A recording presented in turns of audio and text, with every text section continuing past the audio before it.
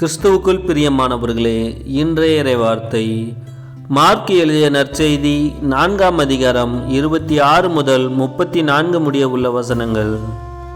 அக்காலத்தில் இயேசு கூட்டத்தை நோக்கி, இறையாட்சியை பின்வரும் நிகழ்ச்சிக்கு ஒப்பிடலாம். நிலத்தில் ஒருவர் விதைக்கிறார். அவர் எதுவும் செய்யாமலேயே நாட்கள் நகர்ந்து செல்கின்றன. அவருக்கு தெரியாமல் விதை முளைத்து வளர்கிறது. முதலில் தளிர், பின்பு கதிர், அதன்பின் கதிர் நிறைய தானியம் என்று நிலம் தானாகவே விளைச்சல் அளிக்கிறது. பயிர் விளைந்ததும் அவர் அரிவாளோடு புறப்படுகிறார், ஏனெனில் அறுவடை காலம் வந்துவிட்டது என்று கூறினார். மேலும் அவர், இறையாட்சியை எதற்கு ஒப்பிடலாம் அல்லது எந்த உவமையால் அதை எடுத்துச் சொல்லலாம்?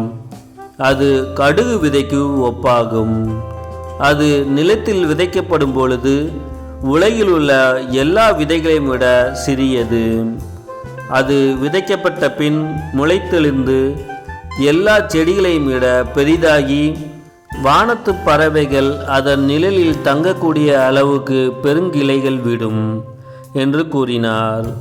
அவர்களது கேட்டறியும் திறமைக்கு ஏற்ப அவர் இத்தகைய பல உவமைகளால் இறைவார்த்தையை அவர்களுக்கு எடுத்துரைத்து வந்தார்.